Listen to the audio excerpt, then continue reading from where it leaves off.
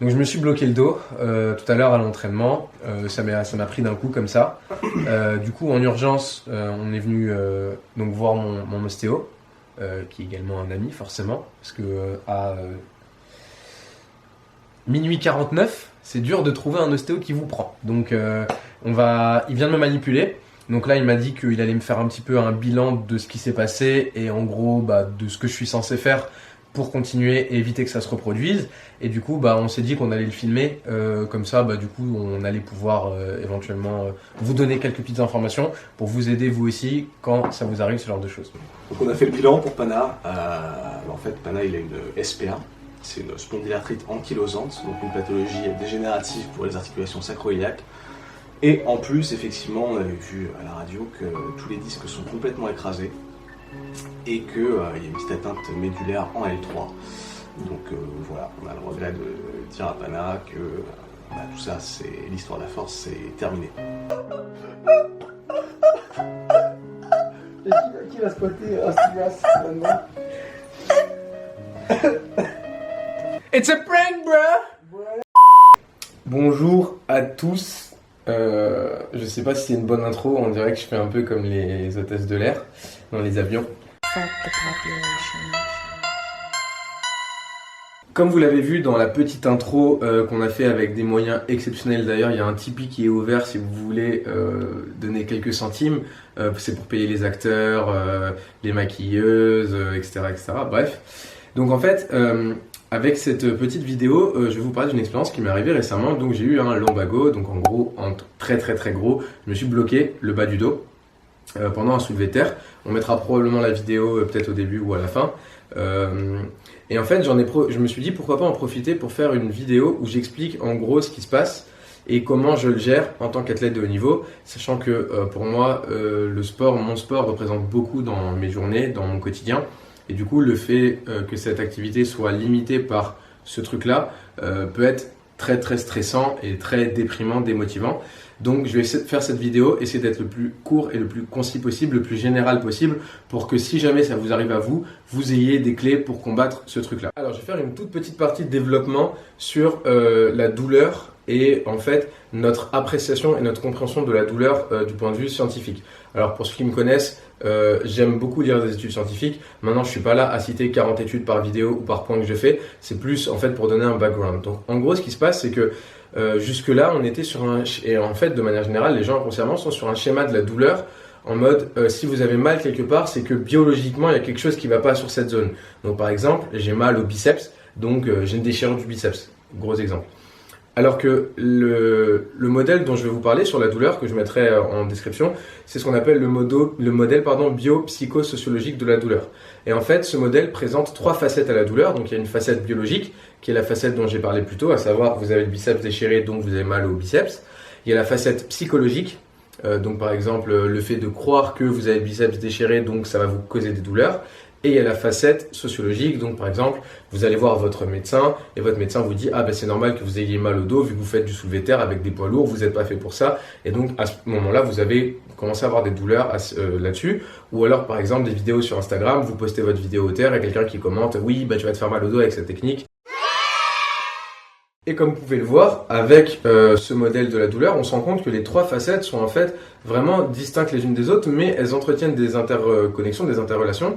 Et on se rend compte très souvent, via certaines études scientifiques, que lorsque vous avez mal en bas du dos, on appelle ça une douleur non spécifique en bas du dos, très souvent, c'est plutôt les facettes sociologiques et les facettes psychologiques qui contribuent grandement à votre expérience de la douleur, et pas tant la facette biologique, parce que biologiquement, entre guillemets, vous n'avez rien.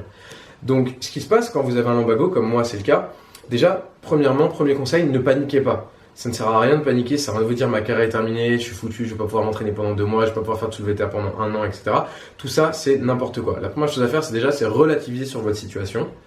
Et si jamais ça vous arrive pendant votre entraînement, tout simplement, au lieu de partir en courant, en pleurant, etc., aller aux urgences, vous regardez ce qui se passe, vous testez votre mobilité, est-ce que vous êtes vraiment bloqué ou pas. Si vous êtes bloqué, c'est un vrai lombago, moi c'était mon cas. J'ai essayé de refaire du soulevé de terre derrière, c'était impossible, j'arrivais pas à me pencher en avant, donc lombago. Donc déjà c'est le premier point, ne pas paniquer. Le deuxième point, c'est soyez actif dans votre réhab, entre guillemets.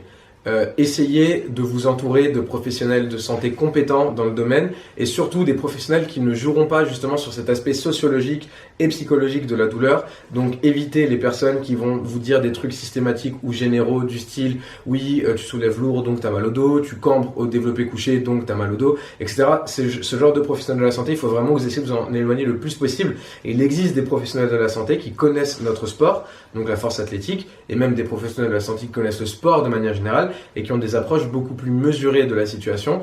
Et c'est ce genre de professionnels qui vous apporteront le meilleur soutien possible. Moi, j'en connais deux. Je mettrai leurs informations dans la description. Donc, c'est Benjamin Bellout qui est ostéopathe et Cyril Vaillant qui est kiné. Et ce sont les deux qui m'ont aidé pendant cette phase de lumbago. Troisième point, donc être actif, c'est également rester actif physiquement. Lorsque vous avez un lumbago, ne vous arrêtez surtout pas de tout faire, de toute activité physique. Bien au contraire, il y a un chercheur et un clinicien américain qui s'appelle Stuart McGill qui en fait prône comme meilleur remède aux douleurs non spécifiques du bas du dos la marche. Donc allez marcher, regardez ce que vous pouvez faire à la salle. Dans mon cas par exemple, je ne pouvais plus faire de soulevé de terre pendant quasiment 2 semaines, mais j'ai pu squatter quasiment 2-3 jours après mon lumbago. J'ai pu faire du développé couché tout du long. Alors à chaque fois j'ai dû adapter. Donc par exemple régler ma charge, mettre un peu moins lourd. J'ai dû régler pourquoi pas aussi des fois mon amplitude. Donc par exemple au lieu de faire un mouvement complet, je réduisais un petit peu la longueur de mon mouvement. Bref, vous avez plein de leviers sur lesquels vous pouvez être acteur et vraiment le meilleur conseil que je peux vous donner c'est rester actif et ne tombez pas dans ce cercle vicieux de j'ai mal au dos donc j'arrête de tout faire et au final en fait vous allez voir que vous allez faire de moins en moins de choses, vous allez avoir de plus en plus mal et vous n'aurez pas du tout l'impression de vous en sortir et d'avancer. Merci Yes. Et le dernier conseil que je peux vous donner, donc c'est un conseil que j'ai moi-même du mal à appliquer, donc c'est soyez patient. Ce qu'il faut comprendre, c'est que des fois, les lumbagos peuvent partir en 1 semaine, en 2 semaines, en 3 semaines. Moi, j'en ai déjà eu un l'année dernière, quasiment à la même période, et il est parti en 4-5 jours. Et là, celui que je me suis fait cette année a duré 2 bonnes semaines pleines. Donc, il faut vraiment être patient. Et si jamais vous suivez tous les autres points, vous allez voir que vous allez beaucoup mieux vivre cette expérience. Et le fait de mieux la vivre psychologiquement va déjà vous aider à mieux la vivre physiquement par rapport à ce que j'ai dit précédemment. J'ai pu reprendre hier le soulevé de terre après 2 semaines et demie quasiment sans soulever de terre. En fait, ce que je faisais, c'est ce que j'expliquais précédemment dans la vidéo. Donc j'y allais, je testais un peu ce que j'étais capable de faire. Si j'étais capable d'en faire, j'en faisais un petit peu. Et je faisais en fait vraiment dans une certaine mesure. Et donc je gérais, donc pas l'amplitude dans mon cas, mais je gérais plutôt l'intensité. Donc la charge de travail que j'avais, le poids sur la barre, le nombre de répétitions, le nombre de séries, etc. Et donc du coup, j'ai pu reprendre clairement pas à mon top niveau, mais j'ai pu reprendre plutôt bien hier. Le squat, je l'ai quasiment jamais arrêté. Toujours, j'ai fait des ajustements, mais voilà. Et mon développé couché, non plus, j'ai pas arrêté. J'ai pu m'entraîner quasiment sans aucune perturbation sur ce mouvement.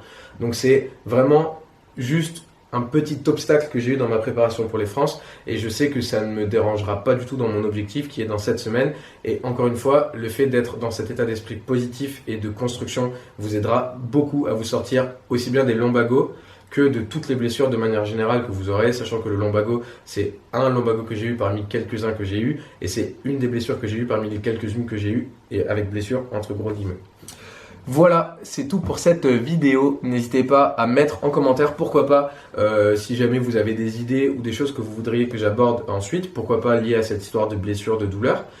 Et si jamais vous avez un lumbago ou alors vous avez un protocole ou que vous connaissez quelqu'un, un professionnel qui est compétent dans ce domaine-là, n'hésitez pas à le mettre en commentaire. Comme ça pourra aider les personnes qui viendront et qui ne sauront pas vers qui se tourner. Donc moi, je mettrai encore une fois dans la description les coordonnées des 2 professionnels qui m'ont suivi. Et je vous fais à vous des bisous et je leur fais à eux des bisous. Et je te fais à toi un bisou et je te fais à toi un bisou. J'ai fait un bisou à ma bite. Bisous.